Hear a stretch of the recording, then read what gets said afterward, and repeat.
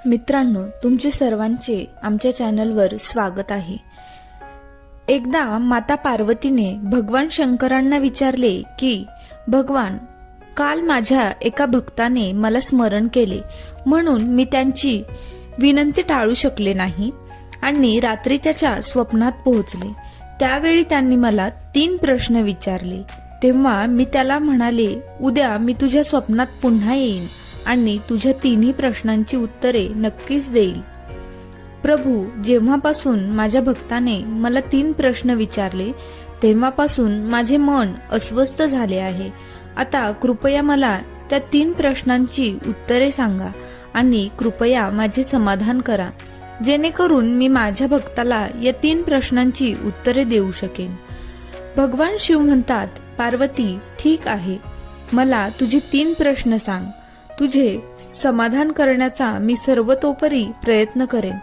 तेव्हा माता पार्वती म्हणते, प्रभू, माझा पहिला प्रश्न आहे की कोणत्या स्त्रीच्या नशिबी पुत्र प्राप्ती नाही। माझा दुसरा प्रश्न आहे की कोणता दागिना परिधान केल्याने पुरुष किंवा स्त्रीचा वेदनादायक मृत्यू होतो। माझा तिसरा प्रश्न आहे की स्त्रीच्या कोणत्या शृंगारामुळे तिला स्वर्गात स्थान मिळते। भगवान शिव म्हणतात, पार्वती, तुझे 3ही प्रश्न खूप महत्वाचे आहेत। जो कोणी या 3 प्रश्नांची उत्तरे समजून घेऊन मिळालेले ज्ञान जीवनात लागू करतो त्याला जीवनात आणि मृत्यूनंतरही स्वर्गाची प्राप्ती होते। भगवान शिव म्हणतात, पार्वती, आता मी तुला तुझ्या 3 प्रश्नांची उत्तरे एका छोट्या कथेद्वारे देईन, जेणेकरून तुला व्यवस्थित समजेल। पण माझी एक अट आहे की जोपर्यंत मी ही गोष्ट सांगतो तोपर्यंत तुम्ही मनापासून ऐकत राहा। तेव्हा पार्वती म्हणाली, ठीक आहे भगवान, मी तुम्हाला वचन देते की मी कथा पूर्णपणे ऐकेन। तुम्ही कथा सुरू करा। तर मित्रांनो, तुम्ही आमच्या ह्या कथेत हरवण्याआधी माझी तुम्हाला विनंती आहे की आमच्या चॅनलला सबस्क्राईब करा आणि कथेच्या शेवटपर्यंत सोबत राहा, कारण अर्धवट कथा ऐकल्याने नेहमी अर्धवट ज्ञान मिळते, जे आयुष्यात कधीच उपयोगी पडत नाही। तर कथेला सुरुवात करूया। भगवान शिव म्हणतात, पार्वती, पर्वताच्या पायथ्याशी एक छोटेसे गाव होते। त्या गावाच्या प्रमुखाला 2 मुलगे होते। मुलांचे लग्न झाले होते। गावाच्या प्रमुखाची बायको आणि मोठ्या मुलाची बायको दोघीही दुष्ट स्वभावाचे होते। प्रमुखाच्या पत्नीचे आपल्या मोठ्या मुलावर, सुनेवर खूप प्रेम होते, पण धाकट्या मुलाची बायको अतिशय चांगल्या स्वभावाची होती आणि ती एक धर्मनिष्ठ स्त्री होती आणि घरची सर्व कामे एकटीच करत असे। असे असतानाही प्रमुखाची पत्नी आणि त्याच्या मोठ्या मुलाची सून नेहमी धाकट्या सुनेचा अपमान करत। भगवान शिव म्हणतात, पार्वती, मुखियाच्या मोठ्या सुनेला मुलगा झाला। दुसरीकडे धाकट्या सुनेला मुलगी होती, पण तिला मुलगा नव्हता। भगवान शिव म्हणतात, पार्वती, प्रमुखाची पत्नी आणि मोठी सून नेहमी लहान सुनेला मुलगा न झाल्याबद्दल टोमणे मारत असत, पण ती बिचारी काय करू शकते, ती नेहमी ऐकायची। आता मी प्रथम तुम्हाला प्रमुखाच्या धाकट्या सुनेची गोष्ट सविस्तरपणे सांगतो। या कथेतून तुम्हाला तुमच्या पहिल्या प्रश्नाचे उत्तर मिळेल, त्यामुळे कथा फार काळजीपूर्वक ऐका। तुमचा पहिला प्रश्न होता, कोणत्या स्त्रीच्या नशिबी मुलगा नाही। भगवान शिव म्हणतात, प्रमुखाची पत्नी ही अत्यंत दुष्ट स्वभावाची होती। तिच्या कुटील स्वभावाने घरातील सर्व सदस्य त्रस्त झाले होते। प्रमुखाच्या धाकट्या मुलाच्या सुनेचे नाव सुमन होते। बिचारी सुमन सकाळी अंधारात अंथरुणातून उठून कामाला लागायची आणि मध्यरात्र झाली की कुठेतरी अंथरुणावर झोपायची। असे करूनही सुमन प्रमुखाच्या बायकोच्या डोळ्यात नेहमी खटकत असे। आता एके दिवशी सकाळी सुमन घर झाडू लागली होती, तिथं प्रमुखाची बायको आली आणि म्हणाली, तुझ्या हातात जीव नाही का? हात पटकन हलव, मी मंदिरात जात आहे। मी येईपर्यंत जेवण तयार ठेव, मी येताच जेवणार आहे आणि अन्नाचा एक कणही वाया जाणार नाही याची काळजी घे। देव म्हणतो, बिचारी सुमन काय म्हणेल ती शांतपणे ऐकत राहिली आणि तिच्याशी सहमत होऊन तिने होकारार्थी मान हलवली. देव म्हणतो पार्वती. मग घर साफ करून सुमन लगेच स्वयंपाक करू लागली. स्वयंपाक करताना ती विचार करत होती, क्षणभरही सुटकेचा श्वास नाही. आणि आमच्या सासूबाई प्रत्येक कामात दोष शोधत राहतात. त्यांचे टोमणे मारण्याची सवय कधी जाईल कुणास ठाऊक. भगवान शिव म्हणतात पार्वती. सुमन अन्न शिजवत असताना बाहेरून दार ठोठावण्याचा आवाज आला. तर सुमनला वाटलं जेवण आत्ताच बनवलंय, सासू लवकरच परतल्यावर सारखं वाटतं. तेवढ्यात सुमनने दारात दरवाजा उघडला आणि तिथे एक साधू उभा असलेला दिसला. आता साधू म्हणू लागला, मुली तुझे लग्न चिरकाल टिकून राहो. बाबांना थोडे अन्न दे, मला खूप भूक लागली आहे. भगवान शिव म्हणतात पार्वती. सुमन ही अतिशय सभ्य आणि सुसंस्कृत स्त्री होती. त्यांनी साधू महाराजांना भोजन देण्याचा विचार केला, पण सासूबाई आल्या तर त्या काय म्हणतील असा विचार करू लागली. मग थोडा वेळ विचार करून तिने संन्यासीला जेवायला आत यायला सांगितले.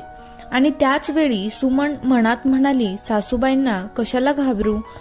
सासूबाईंनी येऊन मला काही विचारले तर मी माझ्या वाटेचे अन्न देत असल्याचे सांगेन.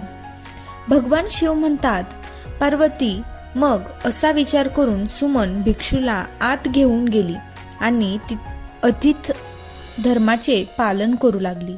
साधू जेवण करत असताना सुमनच्या सासूबाई आल्या आणि घरात बसलेल्या साधूला पाहून त्यांचा राग एकदम गगनाला भिडला. आणि अचानक ती सुमनला म्हणाली, आपण घरामध्ये भंडारा किंवा लंगर चालवत नाही. उठ भिकारी, निघ इथून. सुमनने तिच्या सासूला रोखण्याचा खूप प्रयत्न केला, पण त्या दुष्ट स्त्रीने साधूला मारून घराबाहेर हाकलून दिले. त्याचे अन्न काढून फेकून दिले. आता तिचा राग सुमनवर भडकला आणि ती म्हणाली, मी तुला अन्नाचा एक दाणाही वाया घालू नको असं सांगितलं होतं, पण तू काय केलेस. तू या महात्म्याला खायला इतकं अन्न दिलं. भगवान शिव म्हणतात पार्वती. सुमन घाबरत म्हणाली, आई मी त्याला माझ्या वाटेचे अन्न दिले होते, यात इतकं वाईट म्हणण्यासारखं काहीच नाही. पाहुणे हे देवाचे रूप आहे. प्रत्येक गृहस्थाने अतिथ धर्माचे पालन करावे. भगवान शिव म्हणतात पार्वती. अशा प्रकारे सासू सुनेचा वाद बराच काळ चालू राहिला. शेवटी त्या कुटील सासूने सुमनला घरातून हाकलून दिले.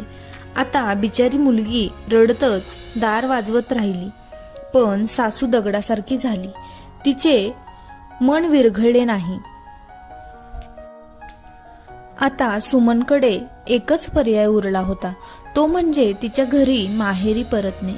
भगवान शिव म्हणतात पार्वती. अशा प्रकारे सुमन दुःखाने तिच्या मातृगृहाकडे निघून गेली आणि मध्येच घनदाट जंगल होते. भुकेने व्याकुळ होऊन सुमन आपल्या माहेरी जात होती. मग अचानक ढगांचा गडगडाट झाला आणि जोरदार पाऊस सुरू झाला. भगवान शिव म्हणतात पार्वती. सुमनने पावसापासून वाचण्यासाठी झाडाचा आश्रय घेतला, मात्र पावसाचा जोर इतका होता की त्यातून बाहेर पडणे कठीण झाले. आता त्याच झाडाच्या मुळाशी कोठार होते. पाऊस थांबल्यावर ती बाहेर येईल आणि जोपर्यंत पाऊस पडत असेल तोपर्यंत कोठाराच्या आत राहून पावसापासून स्वतःला वाचवता येईल असा विचार करून सुमन कोठारामध्ये शिरली. भगवान शिव म्हणतात पार्वती. जेव्हा ती सुमन वृक्षाच्या कोठारात गेली तेव्हा तिला त्या कोठारात एक ऋषी दिसला. ते ऋषी दुसरे कोणी नसून विष्णूच होते. तेव्हा विष्णू म्हणाले, बेटी रडू नको.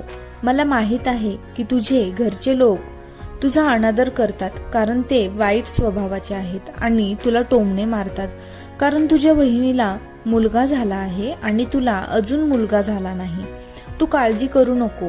मी तुला एक कागद देतो. त्यात लिहिलेल्या उपायांचे पूर्ण भक्तिभावाने पालन कर. मग तुला पुण्यवान पुत्र प्राप्त होईल.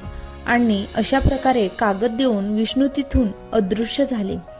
भगवान शिव म्हणतात पार्वती. पाऊस थांबल्यावर तिचा नवरा सुमनला शोधत तिथे पोहोचला. त्यानंतर आई वडिलांच्या घरी जाण्याऐवजी सुमन पतीसोबत त्याच जंगलात एका झोपडीत राहू लागली. भगवान शिव म्हणतात, पार्वती, मग एके दिवशी सुमनला मुलगा होण्याचा विचार आला आणि विचार करू लागली की जर मलाही मुलगा झाला असता तर मलाही सासरच्या घरात मान मिळाला असता.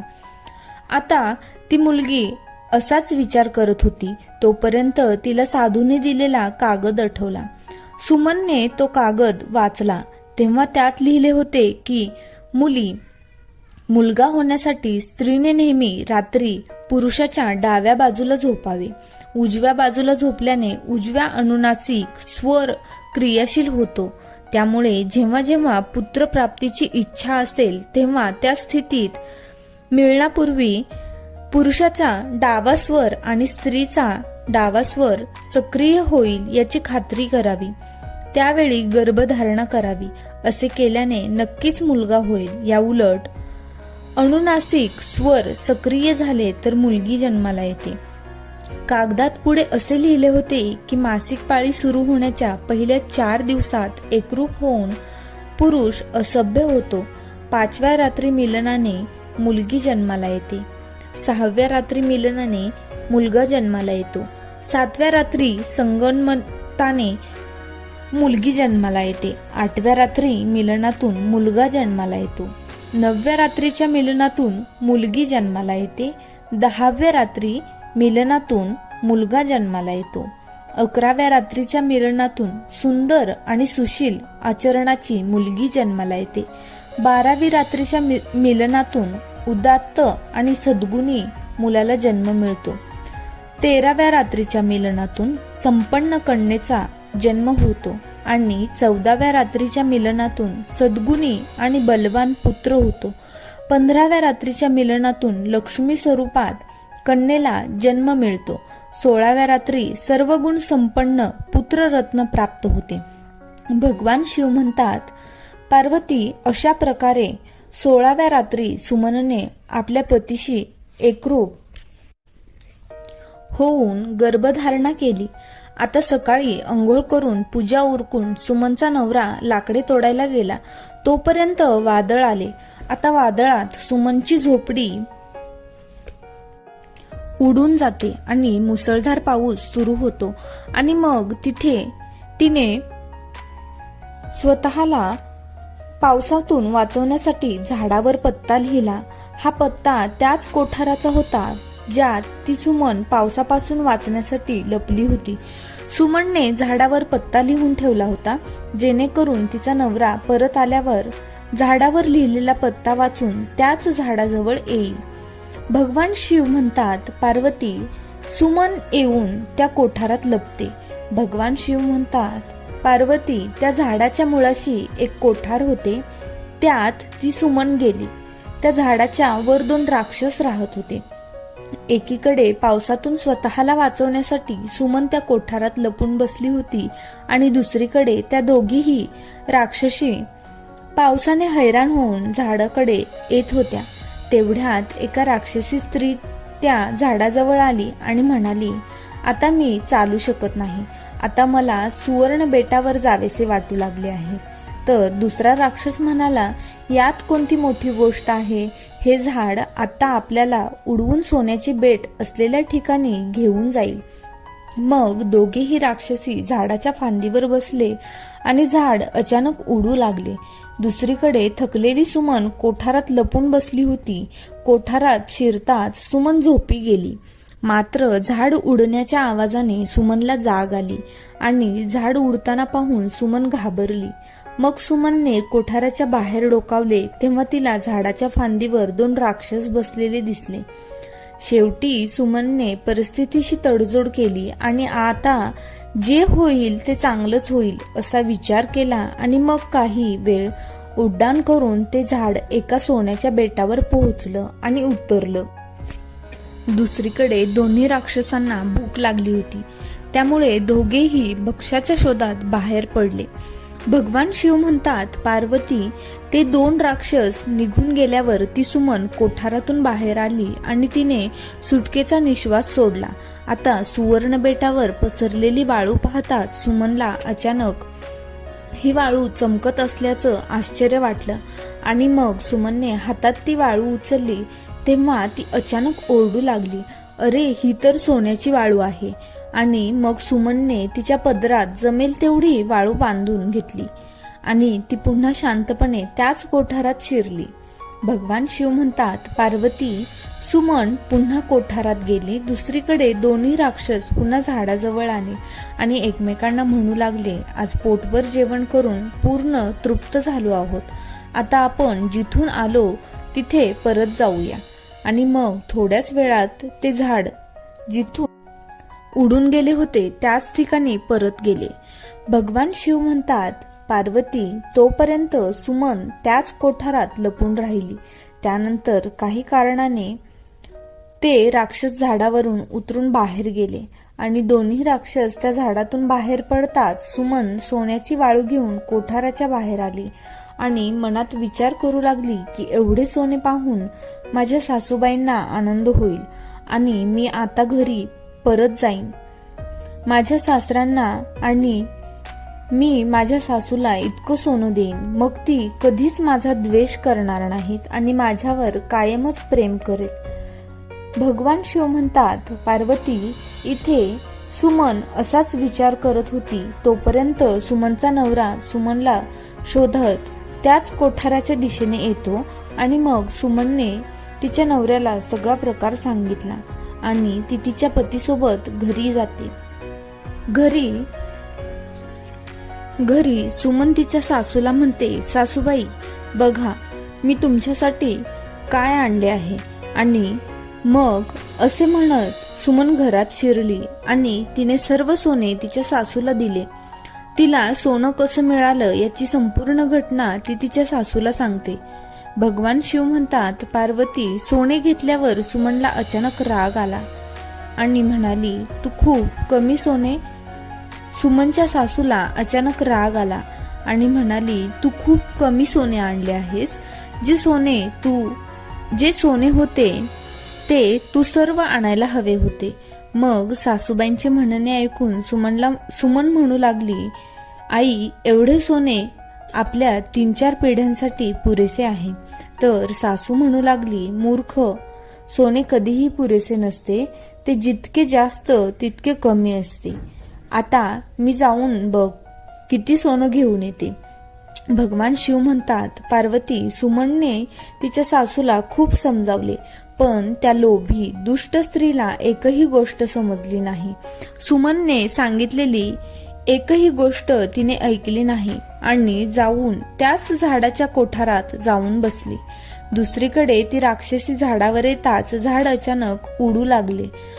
इकडे झाड उडत होते, दुसरीकडे सुमनच्या त्या सासूच्या मनात खूप आनंद होत होता की आज मी एकाच वेळी खूप सोने गोळा करेन.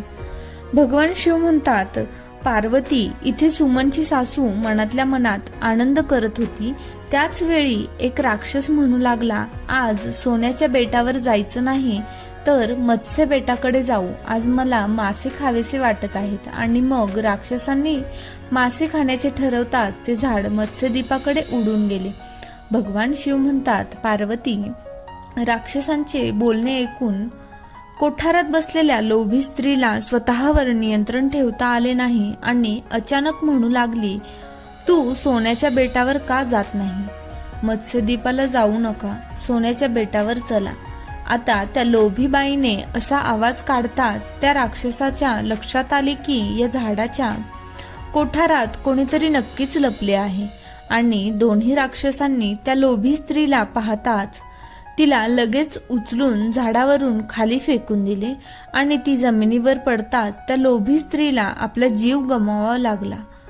आता जेव्हा प्रमुखाला ही बातमी कळाली की त्याची पत्नी मरण पावली आहे, तेव्हा प्रमुखाने ताबडतोब आपल्या धाकट्या मुलाच्या सुनेकडे म्हणजेच सुमनकडे जातो आणि तिला म्हणतो, मुली, मी तिला असे काही करू नकोस असे आधीच सांगितले होते. अति लोभी नसावे. आणि तिला म्हणतो, मुली, मी तुला असे काही करू नकोस असे आधीच सांगितले होते. अति लोभी नसावे.